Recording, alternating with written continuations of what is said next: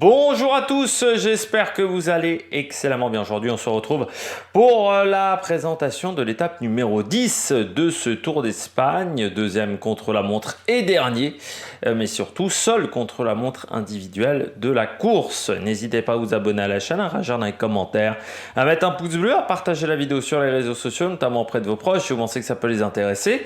Dans les commentaires, n'hésitez pas à me dire qui vous voyez comme favori, qui vous voyez peut-être en difficulté, à me donner pourquoi pas le temps du vainqueur. On verra qui aura raison. Quand vous vous abonnez à la chaîne, vous pouvez rajouter la petite cloche, comme ça vous êtes au courant des dernières vidéos qui sortent sur la chaîne, notamment les vidéos cyclistes. Il y aura de la Formule 1 avec le Grand Prix de Monza. Je vais essayer de rattraper mon retard sur la moto. Et puis il y aura le rugby avec la présentation des groupes, des différents groupes de cette Coupe du Monde du rugby qui commence, je rappelle, vendredi avec France-Nouvelle-Zélande.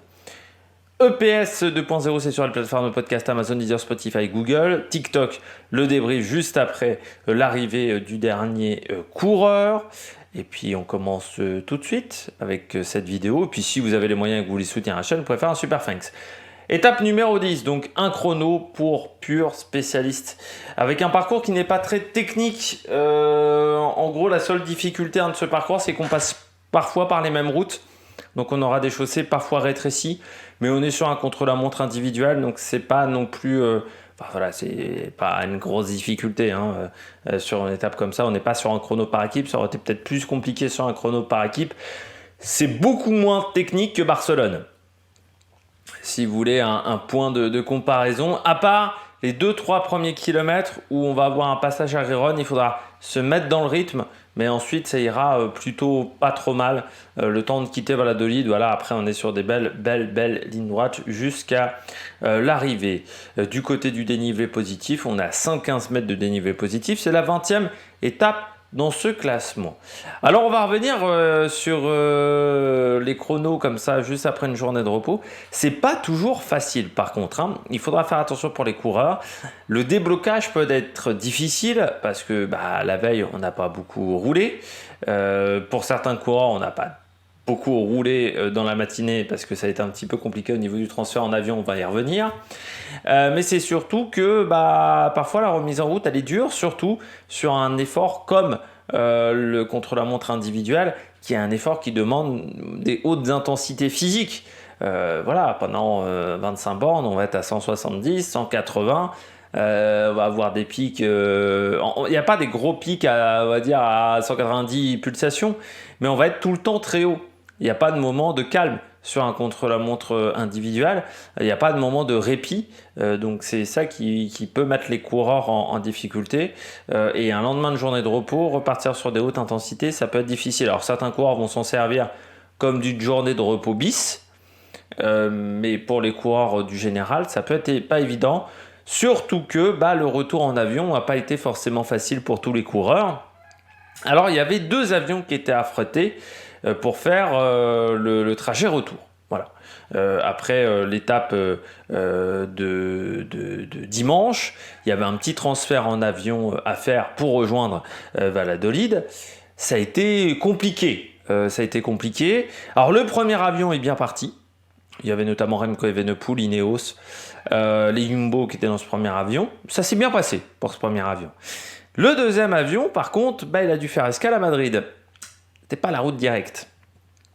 Et autant vous dire que les coureurs sont rentrés très tard parce qu'ils ont dû faire des fois 2 heures, 2 heures et demie de bus. Beaucoup de coureurs sont arrivés à 3 heures, 4 heures du matin ce lundi à leur hôtel. Je pense notamment à Romain Bardet qui est arrivé tard, Julien Bernard également du côté de l'équipe Lidl Trek. Donc ça a été très compliqué et ça provoque encore des inégalités à cause d'une mauvaise organisation. Parce que oui, il y avait de la pluie, mais après une journée, pour une journée de repos, je pense que maintenant il faut éviter les longs transferts en avion. On sait que c'est compliqué au niveau écolo, mais c'est compliqué pour d'autres situations. Et surtout dans ce genre de cas, il faut être sûr de soi et surtout il ne faut pas que les 2 avions soient pas sur le même parcours. Il faut que les 2 avions, j'ai envie de dire presque se suivent, mais là il y a un vrai désavantage pour ceux qui étaient dans le deuxième avion. Alors, soit on arrive à affréter des gros avions et tout le monde est dans le même, un avion avec 180 places et tous les coureurs arrivent dans les mêmes ont les mêmes chances, on va dire, de récupération. Mais quand on affrète deux avions, il faut que les deux avions partent quasiment à la même heure et arrivent à la même heure. Sinon, ça crée des gros désavantages. Mais encore une fois, l'organisation de la Vuelta, cette année, ça a été compliqué. Qu'il y ait de la pluie, que ça gêne le parcours des avions, ça, ok, je veux bien qu'il y ait des soucis au niveau des avions. Mais dans ce cas-là, il faut que ça touche tous les coureurs de la même manière. Et là, ce n'était pas encore le cas. Ça crée des désavantages pour certains. On regarde tout de suite la présentation de l'étape. On regarde tout de suite ce contre-la-montre entre Valladolid et Valladolid. 26 km. On est sur un parcours, donc, comme je vous le disais, qui n'est pas hyper technique, qui n'est pas très dur également au niveau du profil.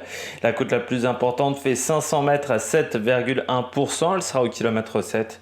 Le point intermédiaire, lui, sera quasiment à mi-course au kilomètre 12,5. On regarde un petit peu le parcours au niveau des virages.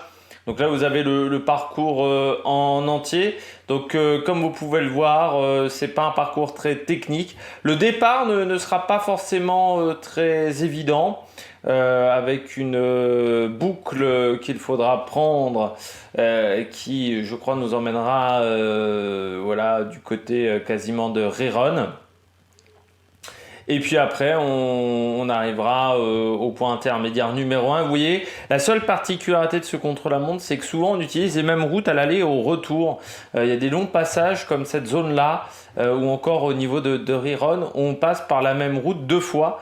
Donc c'est plus là-dessus où il faut faire attention, parce que voilà, il y a quelques demi-tours qu'il faudra prendre. Mais sinon, vous le voyez, c'est vraiment pas hyper technique. On peut voir les 5 derniers kilomètres. Donc, comme vous le voyez, le final dans Riron, en léger, mais très léger faux plat montant.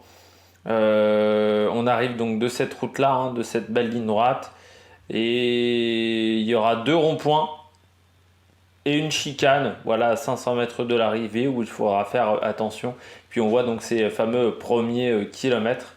Avec le passage à Riron et voilà, la petite boucle du départ, donc un petit peu technique, mais c'est pas non plus voilà, en fait, il y aura un petit délai de 2-3 km où il faut se mettre dans le rythme, parce qu'on aura pas mal de courbes, mais sinon après ça va, c'est pas hyper compliqué au niveau du parcours. On regarde tout de suite l'histoire du Tour d'Espagne. Du côté de l'histoire de la Vuelta, du côté de Valladolid, on a eu pas mal d'étapes qui sont arrivées ces dernières années. Entre 2000 et 2010, c'était une ville assez prisée par la Vuelta, beaucoup moins depuis 2012. La dernière arrivée, même c'était 2012, avec la victoire de Daniele Benatti. Pas mal de sprinters se sont imposés lors du Tour d'Espagne. On pense notamment à Wouter Weiland, le regretté Wouter Weiland. C'était en 2008. Il y a également Tourusoft, ça c'était sur le Tour de Castille et Léon, Eric Zabel s'était imposé également, ou Leon Van Bonn, c'était en 97. Victoire de Paolo Bettini en 2016, victoire également de Uwe Peschkel, ça c'était sur un contre-la-montre en 1998, mais c'était sur le Tour encore une fois de Castille et Léon, qui a connu les contre-la-montre. Il y a eu également les contre-la-montre espagnols juniors, c'était Ramon Diaz, le vainqueur chez les garçons, et Guillermo Garcia avait gagné la course du contre-la-montre chez les garçons, et Ramon Diaz la course en ligne. Et puis voilà, sur ce Tour d'Espagne, au niveau des arrivées et des passages de cette course à Valladolid, donc dans le centre de l'Espagne. Je rappelle que les avions ont dû partir de Valence, mais certains sont arrivés à Madrid, ce qui était un petit peu à mi-étape. On passe à la météo, il va faire beau entre 25 et 27 degrés avec un vent de sud entre 10 et 20 km/h. Plutôt de côté sur le parcours, et surtout il y aura peu d'évolution de conditions. Alors le vent parfois sera légèrement sud-ouest, peut-être pour les premiers coureurs, mais il y aura peu d'évolution de conditions climatiques sur ce parcours, ce qui n'est pas plus mal. Il sera plutôt côté, un peu face d'eau, mais plutôt de côté, parce que vous voyez, comme il y a pas mal de passages où on fera aller-retour, c'est compliqué de vraiment définir la trajectoire, enfin la direction du vent sur tout le parcours. Du côté de la stratégie, il va falloir partir fort et finir encore plus fort. C'est-à-dire que ça va pas être facile de se mettre dans le rythme, encore une fois, surtout pour les coureurs qui sont pas hyper à l'aise techniquement, mais après ce sont des lignes droites. Donc c'est-à-dire qu'il faut tenir sa position au maximum, parce que si vous avez une position qui n'est pas idéale, vous allez perdre au niveau de la performance sur la fin de parcours. Et puis surtout, il va falloir se mettre dans le rythme quand même assez vite sur ce contrôle-montre. C'est peut-être même sur la première partie qu'on peut faire les écarts au niveau des virages, parce qu'après ça sera vraiment du physique, seulement la gestion physique. 2 minutes de retard, ça serait un mauvais contre-la-montre sur 25 km. Et je pense qu'au niveau de temps d'effort, on sera aux alentours de 28 minutes 15. Je pense 28 minutes 15. On est sur 26 km. Je pense qu'on sera sur du 58-57 à l'heure sur un chrono comme ça. Donc ça devrait être 28 minutes 15. Moi, j'ai dit 28 minutes 15 en sachant que je n'avais pas regardé le temps qui est donné par les organisateurs, parce qu'il est assez similaire au mien. Donc voilà, je précise que je n'avais pas regardé avant. Du côté des favoris, j'ai mis Remco Evenepoel, champion du monde du chrono. Je crois que ça en impose un petit peu. Filippo Ganna, qui lui semble quand même plus en forme qu'au moment des championnats du monde de chrono, et en sachant qu'il avait fait un peu de piste avant ces championnats du monde de chrono. Roglic également. Je pense que sur les coureurs du général, c'est celui qui s'en sortira le mieux. Je pense que Roglic s'en sortira mieux que Vingegaard, avec Remco bien entendu, les coureurs du général. Et puis en gros Scott, Cataneo. L'italien, pourquoi pas. C'est un coureur du côté de cette formation italienne qui s'est roulé, donc du côté de la formation belge qui s'est roulé. Donc l'italien, ça peut être pas mal, voilà, du côté de Soudal Quickstep, surtout que c'est Patelin derrière qui le fera à fond chez Soudal Quickstep pour donner des indications. Un Remco du côté du programme télé, alors les rois de la pédale à 14h30 sur Eurosport 1, le direct à 14h50, mais le premier départ, lui, aura lieu à 14h01. Ça sera Callum Scottson de la Jayco Alula.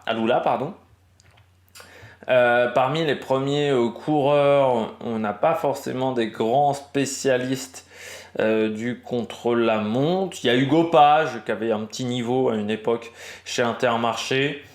Je regarde. Si, il y aura Bissegger à 14h25, mais ces derniers temps, Bissegger, c'était quand même pas fou du côté de 2F. Je l'ai pas mis parmi mes favoris, Bissegger, mais c'est bien parce que je trouve pas dingue ces derniers temps.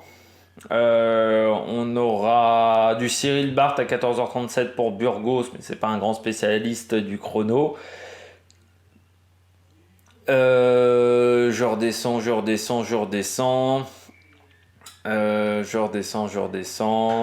Il n'y a pas grand monde à se mettre sous la dent sur les premiers noms. Bokeh Mollema, 15h28. Garcia Cortina, 15h32, pardon. Je redescends. Egan Bernal à 15h51. Voir un petit peu où en est son niveau. Et puis ensuite, Wilco Kelderman, 16h07. Avec un Cataneo 16h15, Caruso 16h16, et à partir de 16h, c'est là où on aura les meilleurs. Les derniers coureurs partiront donc à 17h02 pour cette pièce, pour en arriver prévu vers 17h30. Donc avant 16h, il n'y aura pas vraiment de gros noms sur la liste de départ de cette étape de la Vuelta. Nous, on se retrouve donc ce soir 21h pour le débrief de cette étape. Vous savez, toujours avec l'habillage d'étape contre la montre, toujours un habillage un petit peu particulier avec les résultats sur l'écran. Juste après l'arrivée du dernier coureur, débrief sur TikTok également. Et puis ensuite demain, on fera la présentation d'une nouvelle étape difficile. De toute façon, cette deuxième semaine ne sera pas évidente, notamment avec le col du Tourmalet. N'hésitez pas à vous abonner à la chaîne, à réagir dans les commentaires, à mettre un pouce bleu. Et puis nous, on se retrouve pour de nouvelles aventures sur la Mec Production. Ciao, ciao!